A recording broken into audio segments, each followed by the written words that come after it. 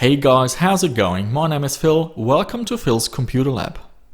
Today we're having a look at another iconic processor. It is the Intel Pentium 200. The processor launched in June of 1996 for the Socket 7 and has the P54 CS core. The processor uses a 66 MHz external frequency with a 3x multiplier, giving it a 200 MHz internal frequency. The processor has 16 kilobytes of level 1 cache.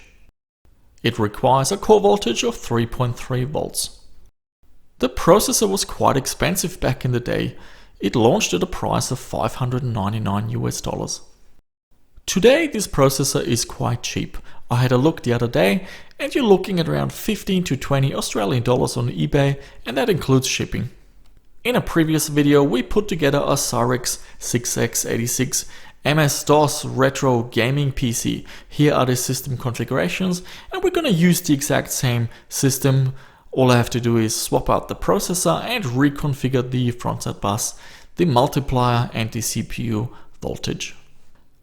Let's go straight into the benchmarks. First up we've got 3D Bench 1.0 C. Here we can see the Cyrix taking the lead. Whatever the reason, 3D Bench runs really well on the Cyrix. Chris's 3D Bench runs faster on the Pentium 200. We're looking at a score of 144 compared to 116. PC Player benchmark at the 320x200 resolution also runs a little bit faster on the Pentium 200. Wolfenstein 3D runs really well on both machines. Still, the Cyrix is actually able to beat the Pentium, which is quite interesting. In Doom, the Pentium 200 pulls a little bit ahead, but both processors offer a really smooth experience. Remember, the game is capped at 35 FPS. In Quake, we can see that the Cyrix suffers because of the weak floating point unit. The Intel Pentium 200 is miles ahead. It is really quite a difference.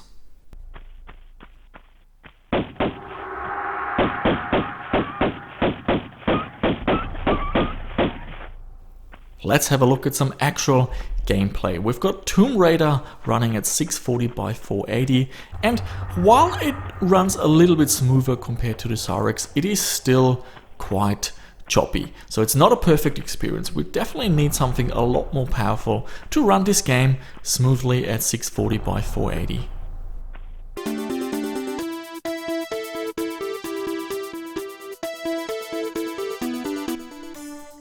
The same goes for System Shock. It does run a little bit smoother and it's not quite as choppy as on the Cyrix, but once again, it's far from optimal. The next few games have an FPS counter built in. First up, we got Duke Nukem 3D at 640x480. This is right at the beginning of the game, and we can see the Intel Pentium 200 pulls a little bit ahead with a frame rate of 41 compared to 33.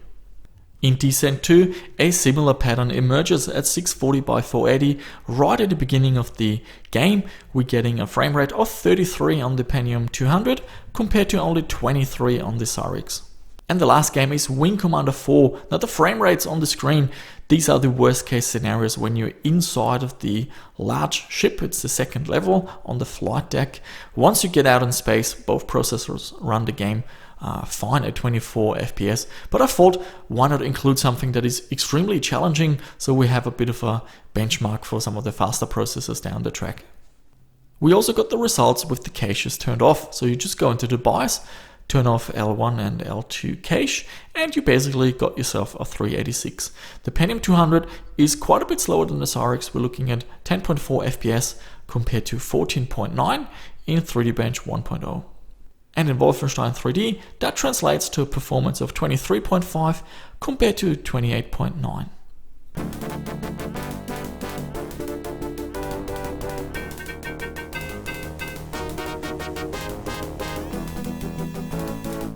And of course, I've done the Wing Commander test, turned off the caches, tried Wing Commander 1, and the game runs beautiful. Just the perfect speed, not too slow, not too fast, even if you're down to the last enemy. Looking at the benchmarks, we can clearly see that the Pentium 200 is faster than the Cyrix 686 PR200+. However, games that struggled on the Cyrix, especially the games at 640x480, are still struggling on the Pentium 200. Back in the day, the Pentium 200 was actually a really sought after processor. If you had a Pentium 133, for example, and you were stuck on an older motherboard that didn't support the more modern dual voltage design that, for example, the Pentium MMX uses, then you were looking at the Pentium 200 as a really nice upgrade option. But the Pentium 200 came out pretty late in the game and cost quite a bit at $599 launch price. It was certainly not cheap, and it was often cheaper or a similar price to get a new motherboard and an MMX running at 166 MHz. The processor is also extremely compatible with motherboards. I doubt you find a Socket 7 motherboard that does not work with this chip. Looking on eBay, this processor doesn't cost a fortune and it is still readily available.